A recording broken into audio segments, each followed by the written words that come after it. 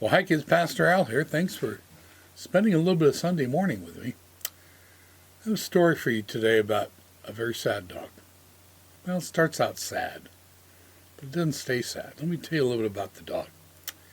He's an old dog, 15 or 16 years old, which for a larger dog is really, really old. You can see when you'll see his picture how much gray he has in his face. Like a lot of older dogs, he has problems. He can't hear anything. And you can imagine how hard it is for a dog who can't hear. He can only see out of one of his eyes, so he doesn't see things very well. And he also has cancer that has not been treated. Now, he was in pretty sad shape, and his owner, who I don't think a whole lot of, just took him to a shelter and abandoned him there, hoping that somebody else would take care of him or probably just put him to sleep.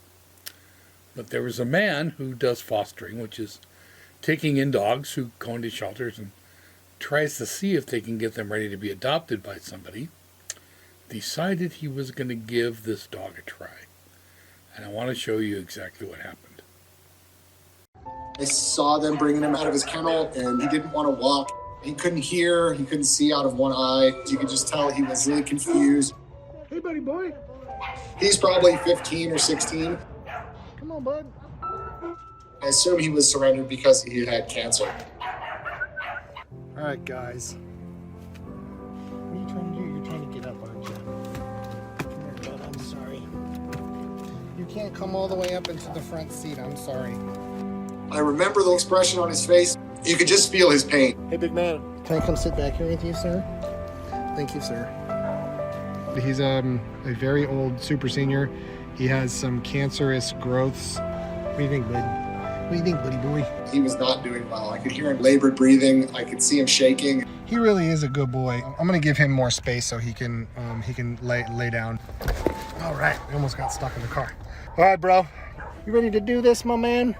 So my original assessment was, I don't know that he's going to make it very long. I just wanted to get him home and get him loved and give him a good last couple days, couple weeks. All right, gang, we have arrived home with our boy, and I'm going to introduce him to the rest of the family. But he's a sweet boy. He's happy to be home. You want to come say hi to him? Can you get up for me, bud? He had a really hard time standing up. You all right, big guy? Shiloh, did you give Henry a kiss on his head?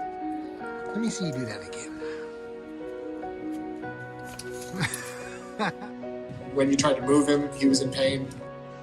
Yeah, dude. I love you too, buddy.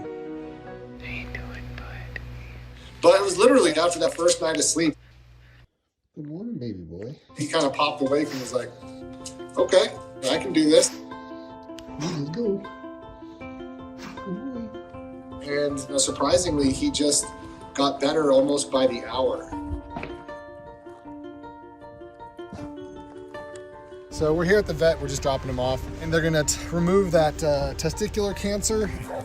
Hi, my boy. My boy. Our boy is overly excited to see me and doing very, very, very, very well. It was a pretty radical turnaround. Every day he would add something to his repertoire. Big jump. One morning he just followed me up the stairs. Yeah, dude. Come on, buddy. Come on, buddy. Come on, buddy. Yeah, dude. Way to go. Yeah, dude. Yeah, buddy. Good job, man. Way to go, buddy. Morning, baby boy. Every morning he'd do this little gallop. What's up, what? Look at you running around, buddy. Look at you running around. Look at this guy go. And then every day that gallop would get a little bit more. Look at you, bud. And he'd get a little more rambunctious. Then he'd start to do a little circle in the yard. So excited. He's got one move.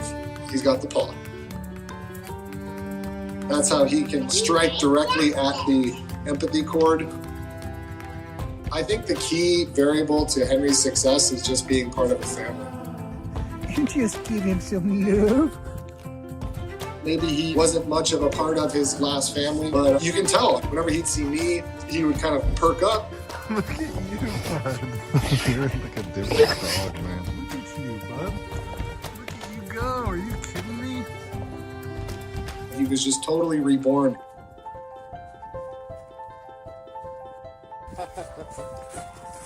So about a month and a half in, we realized he's not just a couple days or a couple week hospice dog. And believe it or not, we started to get adoption applications for him. Folks know that he's heading towards the end of his life. A lot of folks wonder how you bring an animal into your life and then let it go. And it is challenging, and you do fall in love, but it's very easy to delineate between the value of keeping him in our family and letting him go. We already have our next foster dog coming. His name's Dancer. Henry, we're home. What'll happen is he'll get to go spend his remaining days with his family and get to give them a whole bunch of love. He's gonna go out of this world surrounded by love, which is all we could ever ask for. He has made our lives richer while we've had him. And he's going to make the lives of those who adopt him richer. Hi, Henry. Here's the other guys.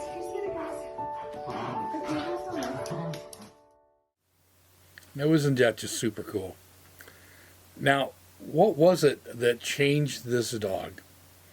And I want to suggest to you that it was love.